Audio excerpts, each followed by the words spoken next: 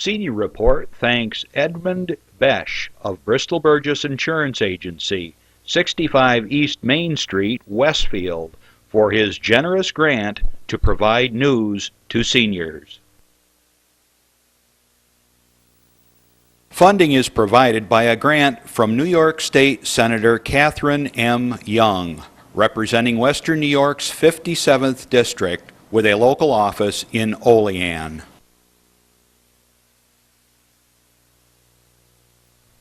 Funding for Senior Report is provided in part by a grant from Andrew Goodell, Assemblyman for the 150th District of the New York State Assembly. Senior Report with Reed Powers thanks Westfield's Schultz Chevy for a generous grant to inform seniors of important news. Over 50 years of service to Westfield by Chevrolet, Schultz Chevy across from the school. The physicians of Jamestown Primary Care are happy to sponsor the Senior Report.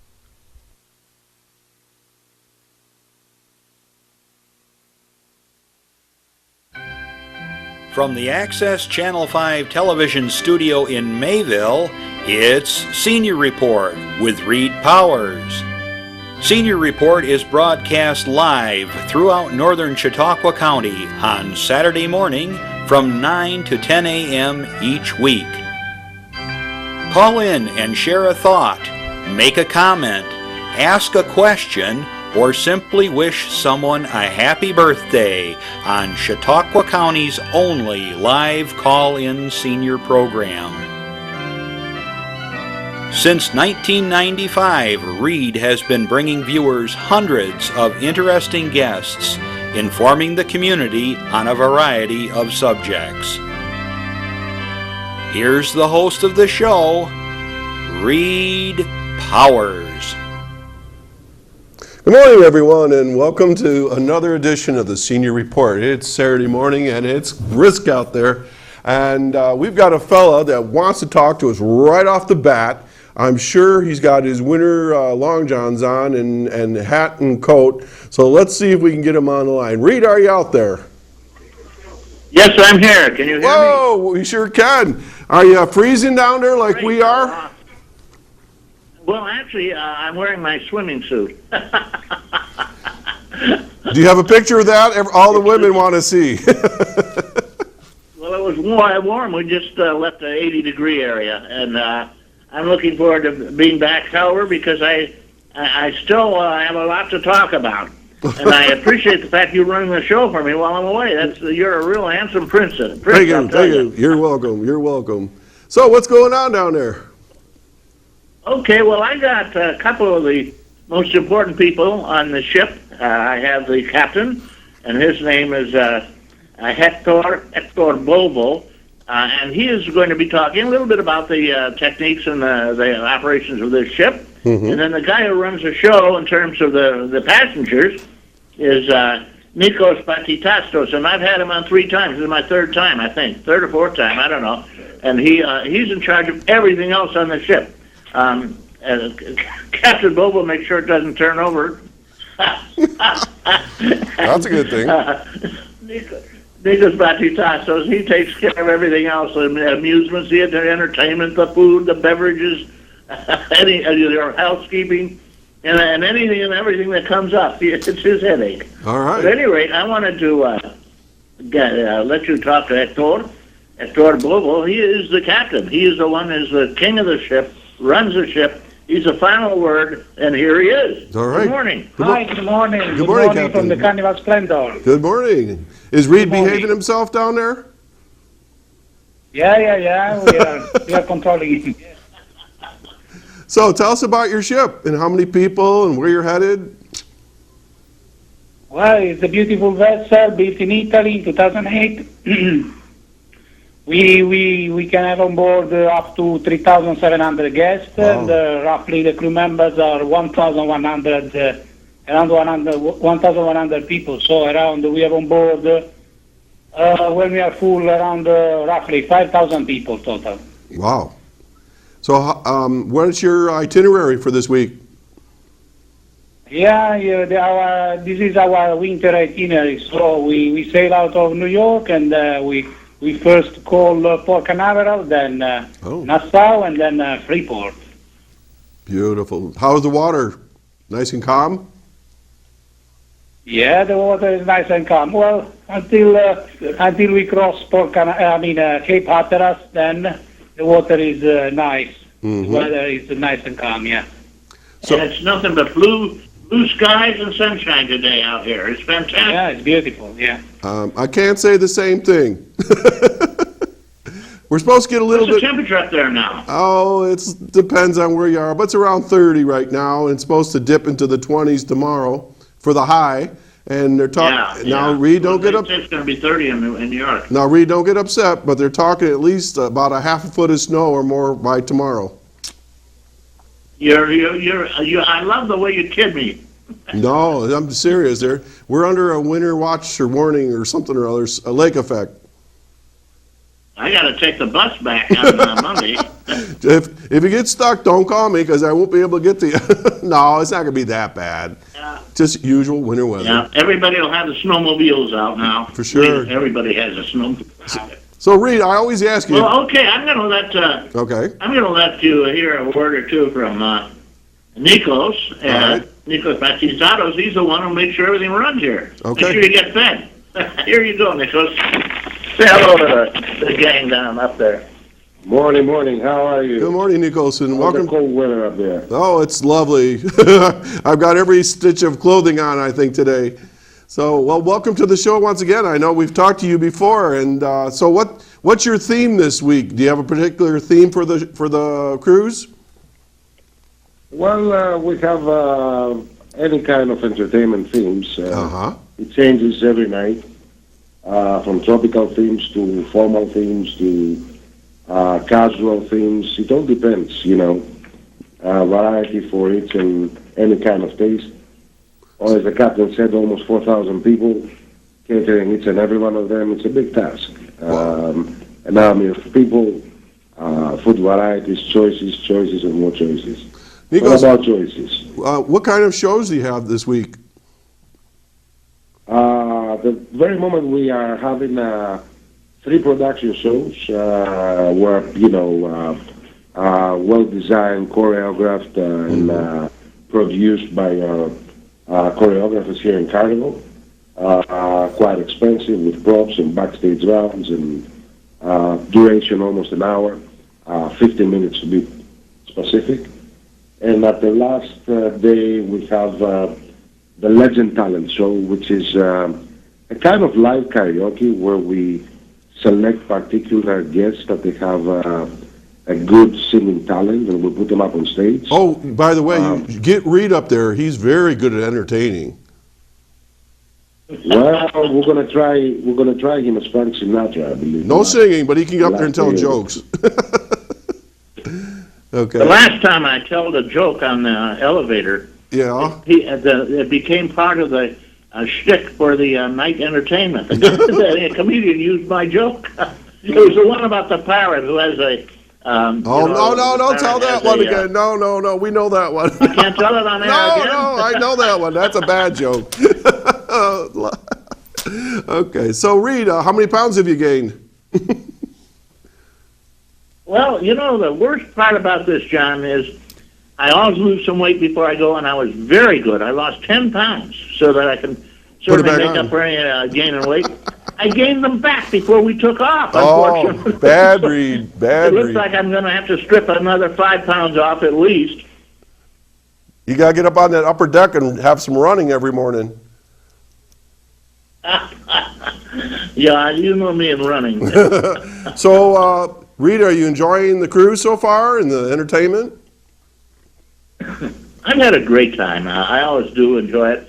And to me, it's a relaxation. Everybody up here relaxes. I go up to the smoking deck often and smoke on my pipe a little bit. And you meet people, and it's nice. Unfortunately, my roomie didn't make it. He had surgery the week before, and I'm all alone. Oh, dear. So, Well, I'm Randy, making friends here. There's a lot of people. Randy wants to Very know, friendly people. Reed, Randy wants to know how long the ship is, so when he's parallel parking, he knows what size parking space he needs. I'll turn that over to Captain Bobo. He can tell you how long the ship is and everything else about it. Well, the ship is 290 meters, almost 1,000 feet long. Whoa. Quite easy to park. I mean, yeah, the vessel is very maneuverable. Yeah, we have a lot of power. Uh-huh. How wide are we? The width is about 37 meters. 37 meters. Whatever that is. A couple hundred feet? It's more than 100 feet. Okay. Yeah. Wow. All right. And yeah, we have a nice thruster, so we are able to maneuver without any problem in almost every condition without the help of the tugboats. Mm-hmm. Yeah, they have the side thrusters that shoot a little jet of water and energy out, and Pushes it. it's fun to see them. You can actually turn on a dime, right? You could really just turn right on your engine. As we did yesterday, Freeport. Right, I remember. Yeah, Okay, great. very nice. So, Reed, when you heading back? We're on our way. You're on your way back. Are we about the Carolinas now? Yes, we are in front of Carolina. We are head north. Yes, tomorrow we will be by Cape Hatteras. Oh, great. And then we'll be, I'll get in around 8, well, a little before 8, I guess, on Monday. Okay. And I've got to get off. I've got a bus I have to pick up at 9. So I got to scramble to get on and get off quick. You're getting on a bus to come home? I come home on the bus, a megabus. I used to take the Amtrak. Oh. It's in such deplorable condition now. I take the megabus, and it gets me home 4 hours earlier than the Amtrak, believe it or not. Sheesh. Well, all right. Megabus it's a big double-decker, modern air-conditioned bus, and they have a bunch of them. And they just roar through. They come through in 7.5 hours from up there, believe it or not, from Buffalo to Penn Station. I did not know that. Okay. All right. So, Reed, before we we got to leave you. What's your favorite port of call so far? Well, by far the best one is Nassau.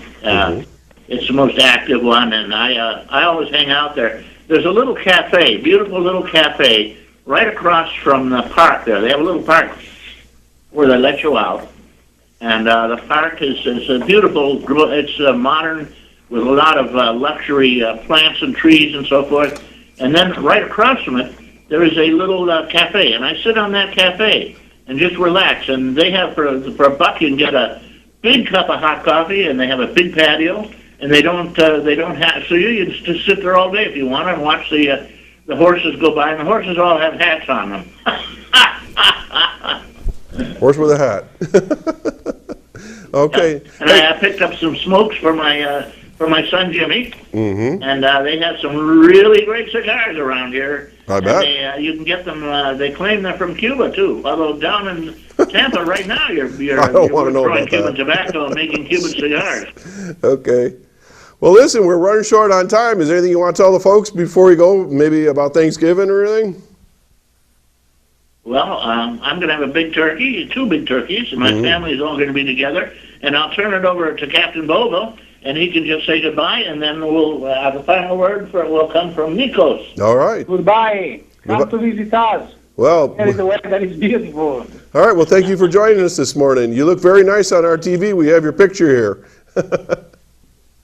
Okay, well, Nikos sent that off, and I'll let him say goodbye to you. All right. Well, one more time, it has been a pleasure.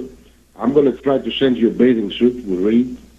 We want to see maybe you can pictures. use it Definitely need to see pictures. when you come over here. And looking forward to see you all All right. in one of our future cruises.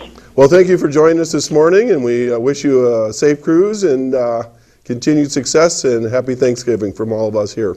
I'll give my best to everybody in the crew up there. All right. And I thank you for giving us a couple of minutes to talk. And it's always a pleasure. I'd just like to mention the fact that the trip is fantastic. You can't go wrong. And I'm sure that Captain Bova could probably give you a good deal. All right. So for a good deal. Okay, so we're signing off from the Carnival Splendor. We haven't said Carnival enough. This is the Carnival line. And the Carnival Splendor is one of their prize ships. So next time you have a chance, take a trip. You'll love it, John. I know you bring Bob along, and you'll have a time of your lives. All right. All right, Reed. Well, we'll see you next week, okay? And you have a nice Thanksgiving. Okay. Adios. Adios.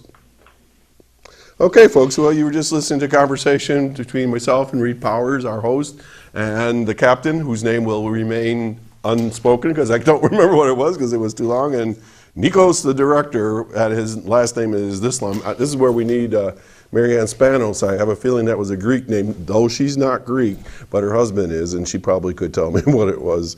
But anyways, welcome back to the show. We had a little diversion there. Reed is out on his cruise, and we did a show a few months ago where Reed and I just sat around and talked, filling in some time about cruising, and it's a lot of fun, but you got to plan well. And if you like kind of being sequestered from time to time and then getting on and off the ship, that's a different way to travel than traveling by car or flying and so forth. But every once in a while, Barb and I like to take a cruise, and it's just relaxing, as Reed said. So anyway, it's something to think about. Lots of fun.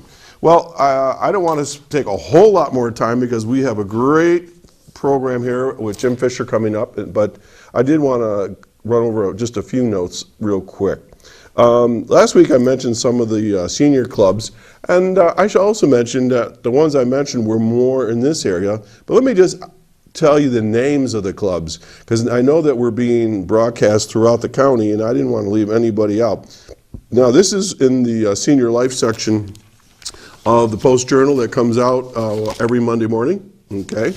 And if you are thinking about joining a group, great fun, someone to talk to, your own age, do some fun things.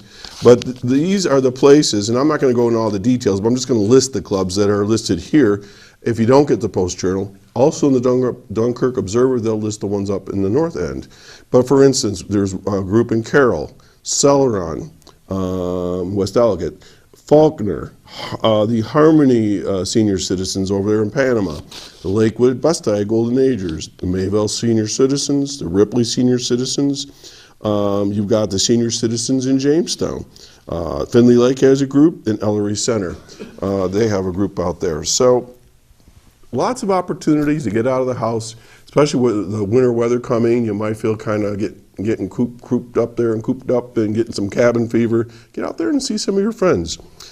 This particular section of the magazine, I'm not here promoting the Post-Journal necessarily, but I am promoting the fact that they do a nice selection here, and it's something you might want to take a look at. It talks about health and talking about in the event of disaster survival, and with the weather being what it is, made me think of my mom a lot today when I was driving over, and she always seemed to have like 500 cans of soup, macaroni that will come out your ears, and always she was like one of the early doomsday preppers. And I'd say, what do you got all this stuff? And you go up in the attic, she had boxes of paper towels and Kleenex and you name it. And she says, well, you just never know when we're going to get snowed in again. And so it's not a bad idea to grab a couple extra cans of this and that, just in case the weather gets lousy and you have to get stuck in the house for a couple extra days.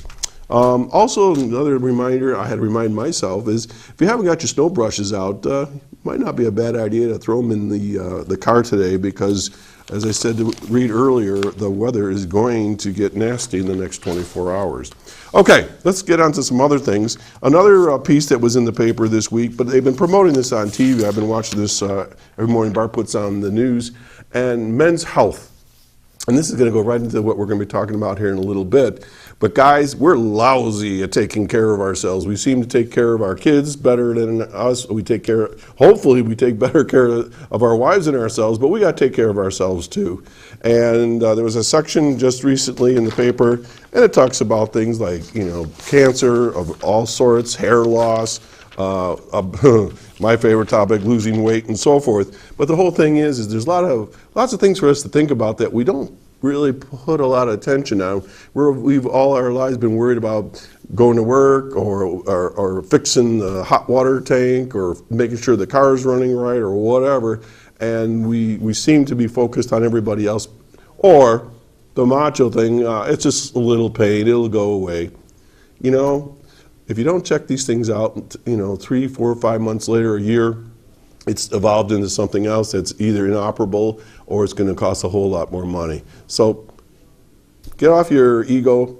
If you got a pain and it hasn't gone away, go see a doctor. Go check it out, okay? Do yourself a favor. Take care of yourself.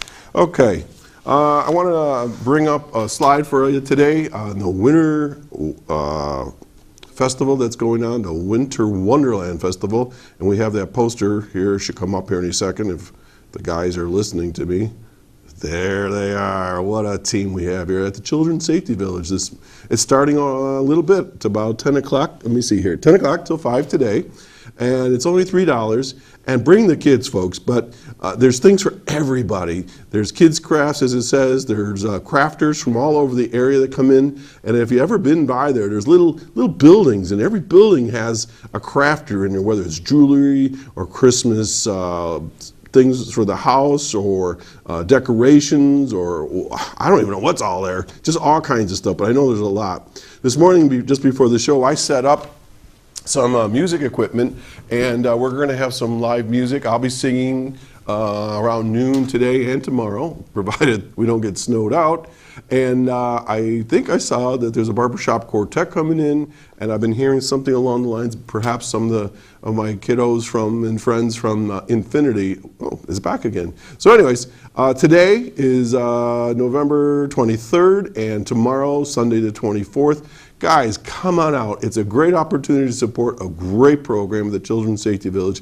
If you haven't been out there, just go take a walk sometime. If you see it's open, or you just drive around a little bit. It's a great program, and it's taking care of a lot of needs of children. All right, I'm going to do one more piece, and then we're going to do a PSA. On the news, we've been watching yesterday the 50th anniversary of the assassination of our president, John Kennedy. And I was sitting around table like everybody else, I'm sure, did yesterday. Where were you, when the shots rang out? And it was interesting to listen to people around the table. And, somebody was in school, somebody was at work. I was, let's see, I figured it out. I was 11 years old, and I was sick in bed that day. And our house is a two-story. My dad was getting ready to go to work. He worked a second shift, so I heard him clanging, banging around the kitchen, getting his lunch together. And all of a sudden, he yells up to me, and my dad's a pretty level, even guy, and I've never heard this sound in his voice before or ever again. It was almost like he was crying, upset, and he yells up to me, "The president's been shot!"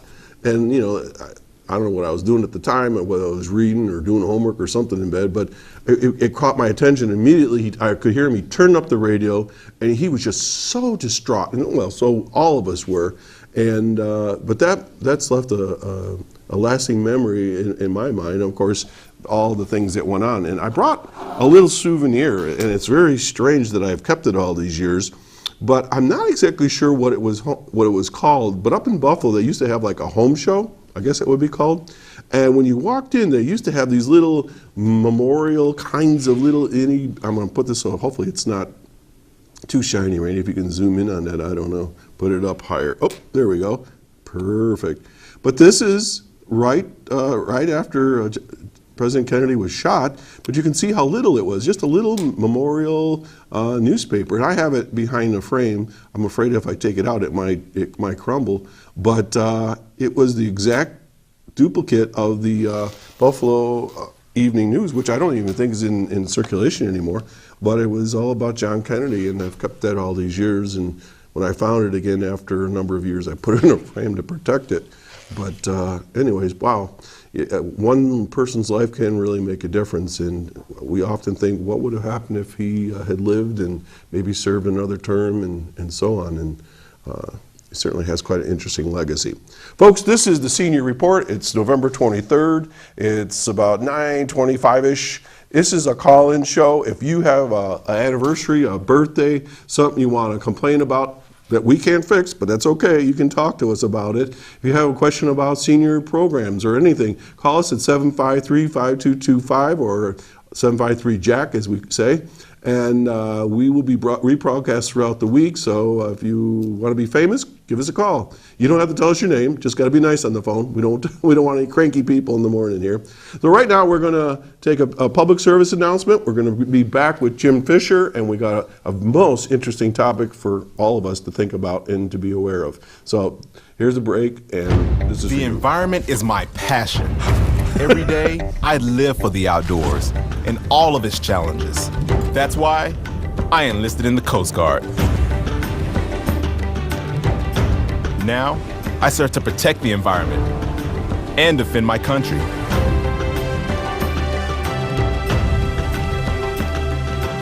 It's like I was born for this. Were you born ready for a greater challenge? Find out at GoCoastGuard.com. Well, welcome back to the Senior Report. I'm Doc Hamels, and Reed is somewhere out in the ocean. Where do you say it? Off the coast of North Carolina or South Carolina or someplace, heading to New York City, and he'll be hopping a bus sometime tomorrow, and then he'll be back in Chautauqua County. So if you feel the ground rumble, that probably means he got out of the car and he's back in good old Westfield. Okay, we have a caller that wants to commemorate the fact of yesterday's John F. Kennedy Memorial after 50 years. Good morning, caller. What would you like to share with us? Well, good morning, John. This is Mike Felsman from Portland. Good morning, Mike. The last time I called in, I talked fast and no one could hear me. So I am trying to talk slow. You're doing a great job. Okay. Anyways, I'm just a little younger than you. We've actually met. I don't know if you remember me, but I was 8 years old when JFK was murdered, and I too was homesick from school that day. We were playing hooky. It was real. It was a bad no, flu. Mine was real. Mine was real too. Mm-hmm. But yeah, I remember that day. It seemed unusual to be home, but I remember that day. Really, really well. Yeah. And I when you said you were homesick at age 11, mm-hmm. I was homesick at age 8. Wow. So that was really all I had for this morning. Enjoy having you do the show. Thank you. Enjoyed your hosting of the debates. I didn't see the legislative one. Okay, yeah, that was a good thing, huh? But I did watch the county executive one. Good. Well, that's what we're here for. We're trying to bring up issues and so forth. Well, Mike, thanks for giving a call and sharing your childhood memory there. Unfortunately, as sad as it is, but we all shared that as a nation, didn't we? We did. We did. And like I say, most of us that are of the age to have been around then seem to remember what we were doing pretty well. Yeah. It's hard to believe it's been 50 years. I know. All right. Well, you call in anytime and keep watching. Thank you. All right. Bye now. Take care. Okay, folks. Well, that was good to hear from Mike, and that's how easy it is. Just call that number, and if you have something you want to share, we're here. Folks, we have our guest today, Jim Fischer. He is with the Parkinsons support group, and there's probably about 50 ways to put it that way. But anyways, Jim and I have known each other a few years. I did a piece on you with the Silver Magazine, about maybe 4 years ago? Yeah, it's been about 4 years. So anyway, Jim, maybe some of our viewers don't know too much about you, and it's been a while, so how about give us a little thumbnail sketch of your life and what we would find interesting about you as an individual. Well, life is not a one-way street, that I've learned, and I was trained in molecular biology and human genetics, and ended up working as a probation officer for 20 years. As you can see, in terms of a life-changing event, I'm displaying some dyskinesia right now, but I have Parkinson's disease, and everybody knows through Michael J. Fox, his view of Parkinson's. I was diagnosed in 2005. Started out at a tremor in my left pinky that wouldn't go away. Wow. And it seemed to progress. I was losing my gait when I walked, and arm swing, things like that, and my voice is changing. I blamed it on my wife's hearing. So she started leaving me notes. But in any event, We started some support groups. We had 5 support groups actually in the county at one point. And they kind of ebb and wane over time, but we ended up getting a grant from the American Parkinsons Disease Association, and unfortunately that money dried up when the economy went down the tubes. Wow. And but the hospital has been very gracious about giving us room. And that's the Westfield Memorial? Yes, it is, and so that's been, and I'm there to serve the public who may or have questions about Parkinson's or who have been diagnosed with the disease, and I give them advice on how to link up with appropriate support services. Okay. Now, Jim, have you always lived in the Mayville area? Yeah, I was born in Buffalo, but I started 2nd grade. Where in Buffalo? Reed Street, near the Broadway Market. Oh, okay. Well, I'm from Buffalo originally, up Main Street. I didn't know that. Okay. Very good. So how'd you get in probation if you were this molecular scientist kind of a guy? That seems Needed a job.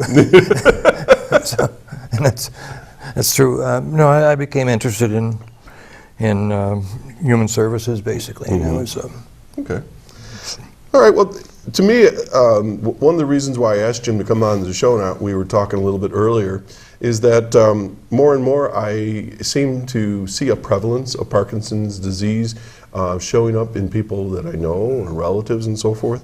And most interesting area to look at, because a lot of us don't know very much about it, and we don't know if somebody might be mistaken that perhaps that they've been drinking or that they're goofing around or whatever. And so could you tell us a little bit about what causes this, and is it genetic, all that sort of thing? Can you give us a little thumbnail sketch on that? Yeah, just in terms of demographics, probably over 1.5 million people at any given time in our country that have Parkinson's. Wow.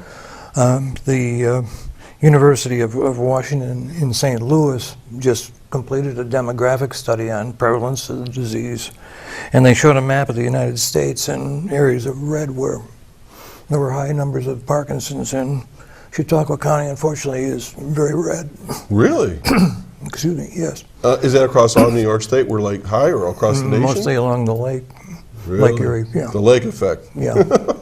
Well, the Mayo Clinic did a study too, and they found out that organic compounds like paraquat, which we use for weed control in the lake, it seems to be a primary factor. And, oh my gosh. And I grew up on the lake, at the bottom in Hartfield Bay. And, the watershed, I'm sure, brought stuff down. That's my case. So in this case, this weed control is what triggers Parkinson's? Or? Well, the paraquat that's used, so if you're exposed to it. And this is a permanent thing? Yeah. Wow. Yeah, and that doesn't mean to say that there aren't other causes as well. Genetics plays a certain role in it, and I think simplistically that you inherit the potential to get Parkinson's, and what you plug into that potential, by the way, of environmental issues. Increases the opportunity. Yeah. Wow. So you said you were diagnosed in 2005, so you've been dealing with this for 8 years now? Yeah. Wow. I think longer than that. Everybody who's diagnosed looks in retrospect and they notice that there were changes before. All right, so you said you start out with this tremor in your little finger, so how did they determine it was Parkinson's and not something else? Or how does that work? Well, basically, diagnosing Parkinson's is a rule out. Oh, it's not this, so it's got to be this? Yeah, sort of thing.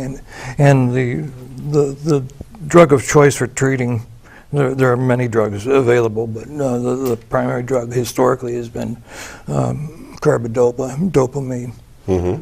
That's what's missing in our brains for those of us who have Parkinson's. And how it responds to your symptoms respond to the medication is kind of a deciding factor. So this medication, it does it help with? I don't want to get real technical here, but what's the problem? Is it this firing of the neurons, or? Yeah. Well, deep in the brain, there's an area called the substantia nigra. It's dark dark-colored brain tissue, and those cells secrete dopamine. And for some reason, usually in our middle years, those cells start dying off.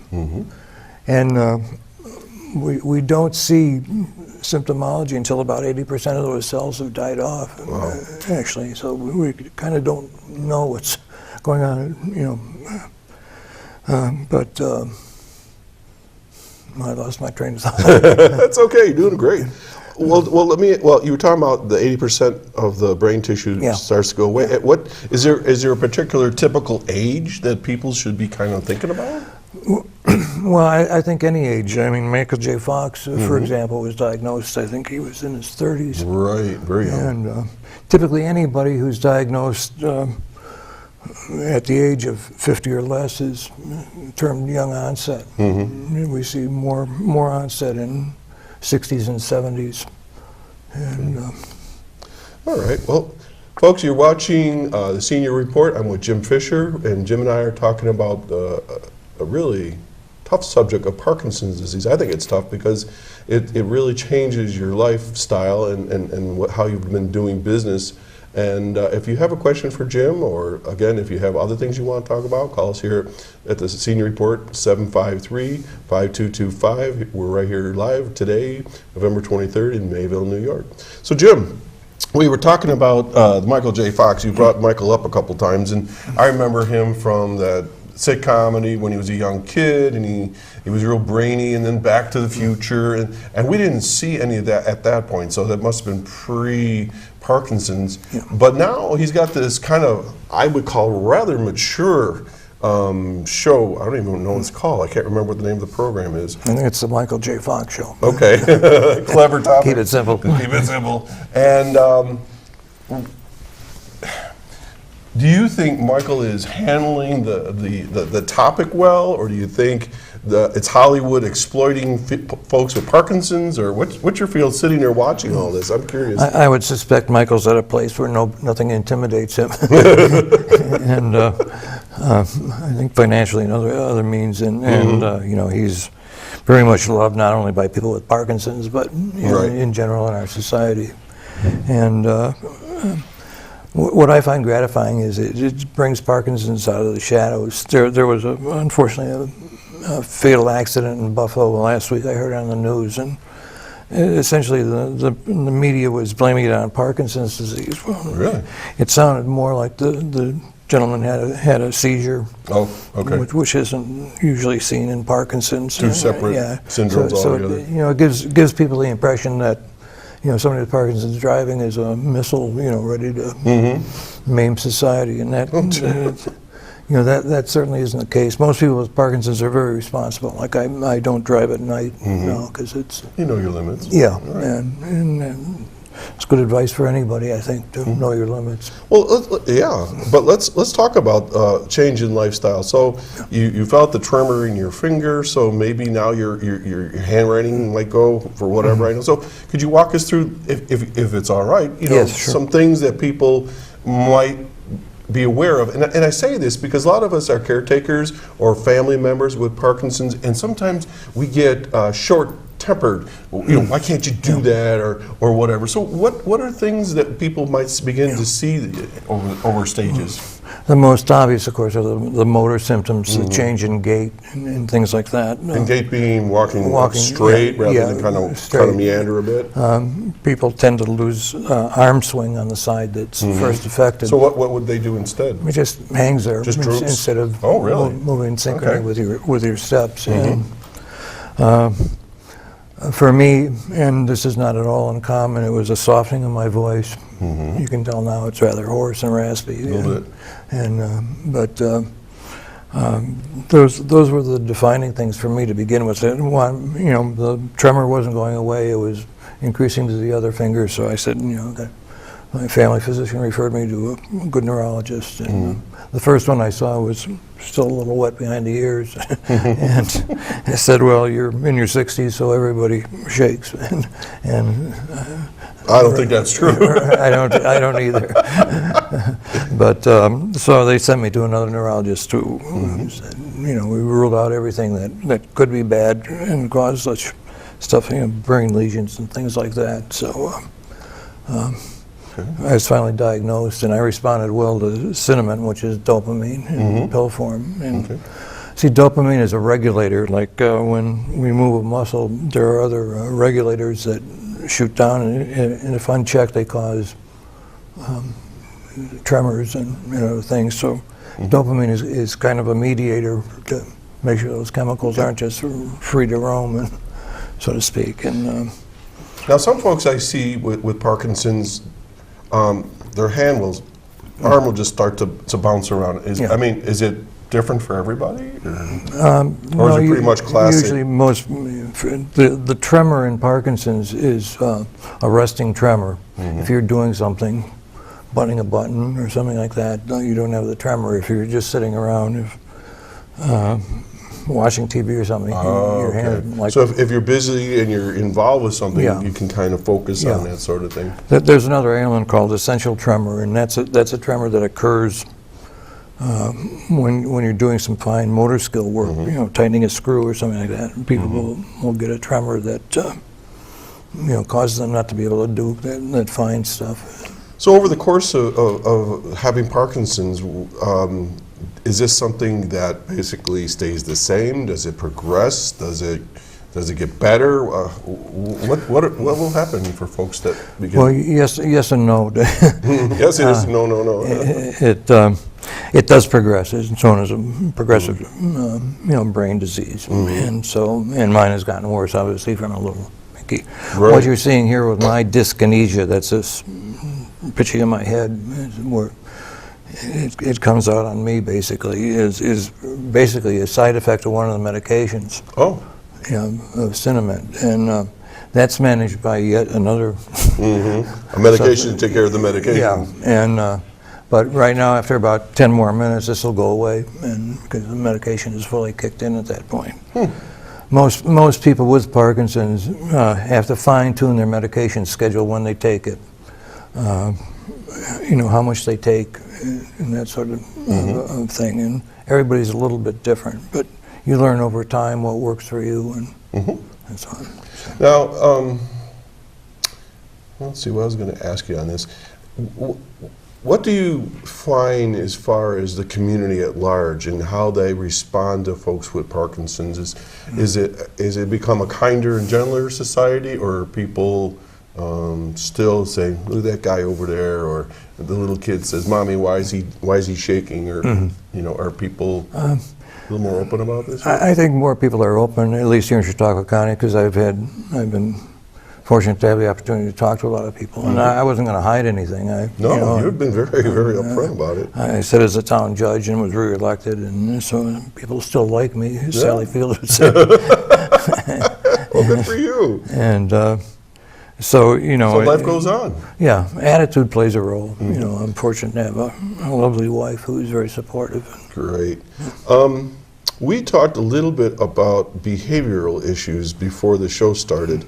And, when we think of behavioral issues, we think of the naughty kid or the person that's being goofy or whatever, but that's not what we were talking about. We were talking about something more subtle and something that slips in as part of this disease. And maybe you want to talk a little bit about that? That's the issue of depression.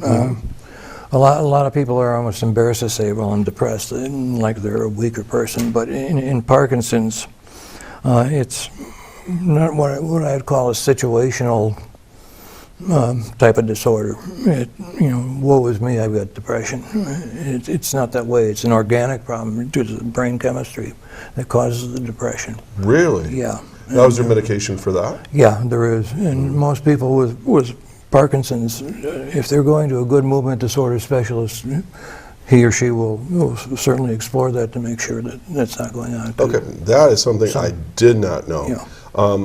Without naming names, I have the pleasure and opportunity to spend some time, I guess you'd say, with a fellow musician over in the Jamestown area that has recently been diagnosed with Parkinson's, and he's gone through a pretty good life change. But I find that when the two of us get together and we play bluegrass and old country tunes together, he's focused, he seems more relaxed, and people are telling me he's feeling a lot chipper and better about himself. I think anytime we get some type of condition, disease, where we lose mobility or functionality of what we used to do, and especially the voice thing. I know he's always worried about the voice, Sure. and he's always sucking on a cough drop to hit the high notes and so forth. I mean, he yodels and things like that. He's got Parkinson's, and we put on a little program for some folks a couple months ago, and it's been a lot of fun, but it's brought to me to the forefront that there are folks out there that have this disease, and with just a little bit of support, they can continue on with a very fun lifestyle. Jim, where do you go for such a doctor? I mean, are they in here in Chautauqua County, or do you have to go to Cleveland? I started out in Buffalo and still remain there. I was fortunate to have VA benefits too, so I see a physician now, a neurologist at the medical center in Buffalo. But there's the Jacobs Neurological Clinic, there's the Dent Clinic. All these are excellent places. But you want to make sure you're with a movement disorder specialist, because that's a specialty beyond their neurology residency. Movements Disorder specialist. Yeah, they deal with things like cerebral palsy, MD, MS, and then and there's a good bunch in the area, and I'm available if anybody wants some phone numbers and that sort of thing too. Oh, why don't you give us a couple numbers? The best place to get me is at 753-2585. That's my home number, so if a Newfoundland dog answers, just say, "Okay, Daddy." So. And of course, I know you said you're in and out at the hospital, but I suppose you could always call the hospital and leave a message for you? Yeah. And I think you have an answer machine there, don't you? Yeah. Okay. And also, the New York Connect has and their website has contact information. So, but don't hesitate to call me at home. That's no problem. Okay, folks. Again, this is a live call-in show, and if you have a question for Jim, you can call us at 753-5225. And as a follow-up, I just got a little voice in my ear said, if you need to get a hold of Jim, it's 753-5285. That's his home number, or you can leave a message at Westfield Memorial Hospital, where he has some offices. Jim, tell us about your support groups that you've had. I know that when I talked to you a few years ago, you were a pretty busy guy. You were bouncing around the county. Are those still functioning? And what's going on there? Some in Jamestown, there's some activity yet, and so on. Okay, we're in. Well, they meet at St. Luke's Episcopal Church, corner of Main and 3rd. Okay, I know that the big stone church. Okay. Yeah, and I'm not sure what nights they're meeting now. They've had some changes there, but if they call me, and that phone number at my home is 2585. Oh, did I say that wrong? 2585? Yeah, 753-2585. I have my own condition. It's called dyslexia. 2585. I'm sorry, folks. 753-2585. So if someone were interested to go to a support group, now can family members go? Yes. Or the person with the Parkinson's? It's encouraged. So what would they do there? Well, it's not like an AA meeting or anything like, hi, my name. No, it's basically just an educational process of learning what you're dealing with and what you can expect and where you should be going for treatment. And what in those groups? I'm sure you've talked to a number of people over the years now. What is one of the concerns that family members have? Do you think? Well, there's concerns such as employment is, particularly in early onset. You've got somebody who's in their middle of their career, and they may have kids in college and so on. Is dad going to be able to work, or mom going to be able to work? The tuition and so it really is individual, I suppose. Yeah.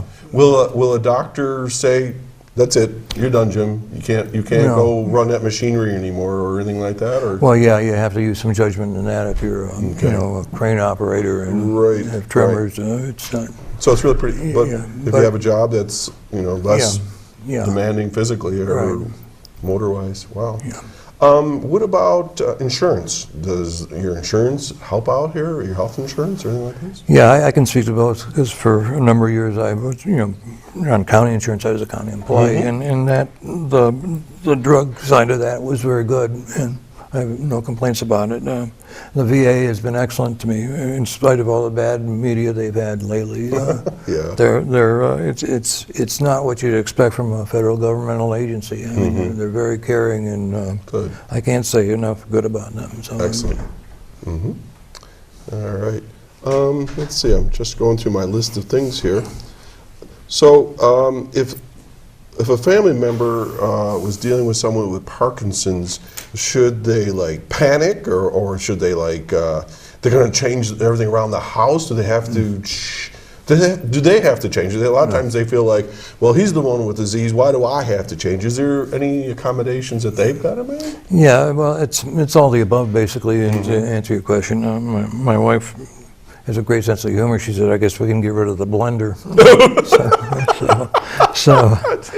And we've approached it from that aspect too. I mean, I could get hit by a bus tomorrow if we had a bus, and maybe. But you take it a day at a time, and like you should with any ailment or mental problem, whatever the case may be. So. Now, do you have to do any modifications around the house, other than, not doing certain activities? The only place that's dangerous to me is near the dogs. They tend to trip over them. They're two big Newfoundlands, and they're usually following me around. But no, in later stages of like any movement disorders, you could be looking at a wheelchair ramp and things like that. You have to be careful because balance is an issue. You don't want a fractured hip or something. Head injury and things like that. So the commonsensical things. Okay, now here in Chautauqua County, you said that we're been flagged as a red county, I suppose you'd say, because of the pesticides and weed pesticides, or was it herbicide? Which kills the weeds. Now, I'm assuming no one uses that anymore. I don't know. Let's hope not, anyways. Yeah. But nonetheless, how many people, best guess, have Parkinson's at this point? I don't know. I'd estimate there's at least 1,000 in Chautauqua County. And we're like 135,000 people in the county, and 1,000 people could possibly have Parkinson's. Holy mackerel! That's How many people would you say are getting assistance? All those folks, or do you think there's some folks that are just sitting at home fretting about it, not doing much about it? There's a significant number of people that. Okay. Well, folks, that's why we're on TV right now, is to say, get on the phone and start finding out more information and ask questions. Oh, right, when we have a phone call, so maybe we have someone that does have a question. So, good morning, caller. Hey, good morning. Good morning, Jim. My question's, you said that it's possibly you got it from like the chemical spray on Chautauqua Lake. Are you upset that they've sprayed the lake and possibly caused your condition? Wow. No, I don't know. I was citing there's a Mayo Clinic study that was done definitely linking people's exposure to paraquat and Parkinson.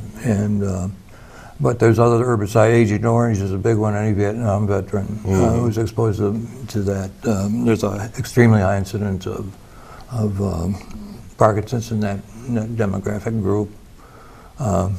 I think what it is, as I mentioned earlier, you can maybe inherit the potential genetically to get Parkinson's, and there's some definite genes linked to Parkinson's.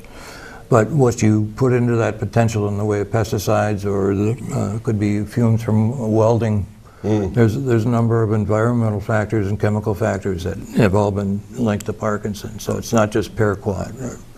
I understand. Second thing,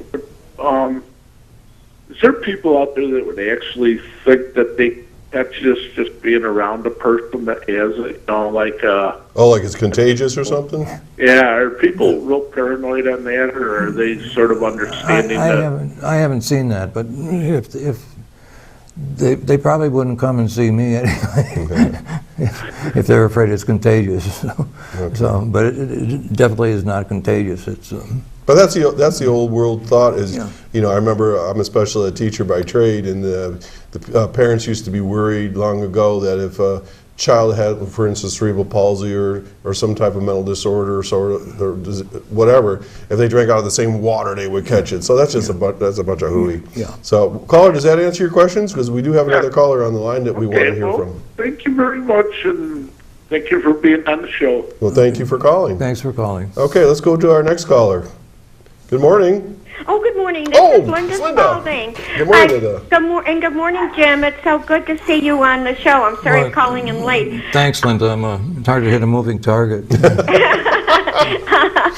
I wanted to mention that this is along the Great Lakes, starting at the top of Lake Superior, all along the Great Lakes, and in our area, there are a lot of diseases that have occurred that they attribute to pollutants that are being carried through the air currents and the water.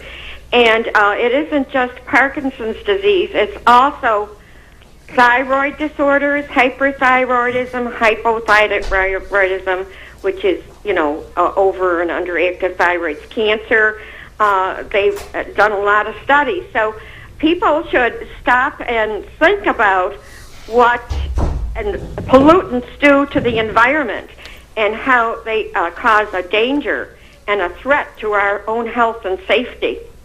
And if you suspect something, get help, right away. Right. Good point. Right. Well, that was a cheery note. Thank you. But no, it's something that I don't know if a lot of people know that. But this is a thyroid belt, yeah. Yeah. There's more thyroid disorders in this area along the Great Lakes than other parts of the country, and people can Google it or do research. You mentioned that. I do know people have I know 3 people right now that have having problem with thyroid, so you're probably right on the money. Yeah, there's other physical infirmities that are connected with this area because of the pollutants. So what else is going on with the office?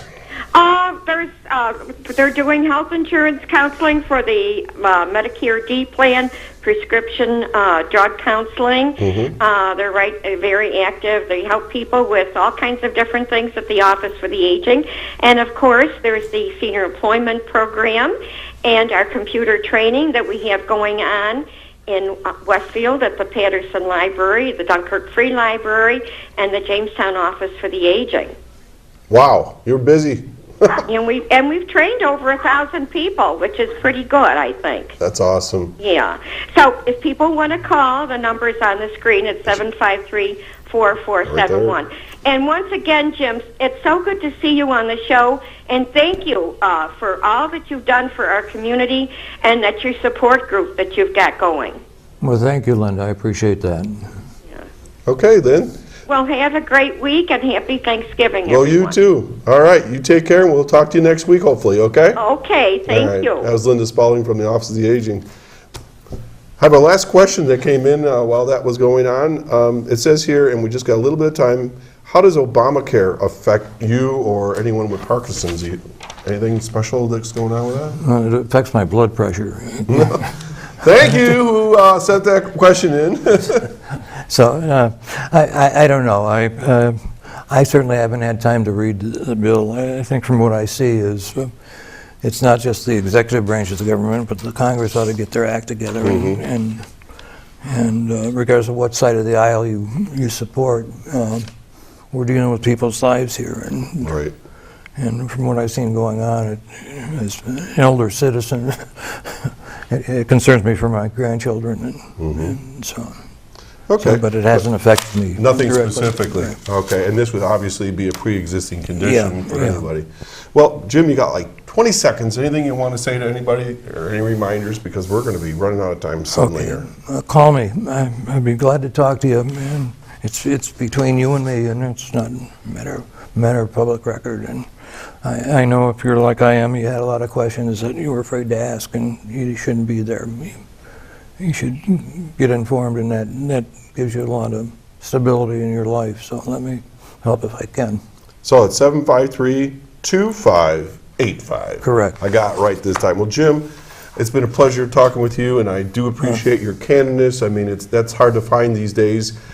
Talking about Parkinson's disease, and if you have questions, please get a hold of Jim and watch the show again. There's lots of good information. Folks, we've run out of time. I want to wish every one of you, and you, Jim, too. Thank you. Happy Thanksgiving and spend a good time with your family. I want to say thanks for Reed Power for putting the show together, Chris Burt, Randy Burt, and Jeff Zook, and all the guys, Chuck Kelsey, that put this program together for us. Have a wonderful weekend. Come out to the Winter Festival over at the Youth Center, the Children's Safety Village. I'm Doc Hamels, and I'll see you once again next week on the Senior Report.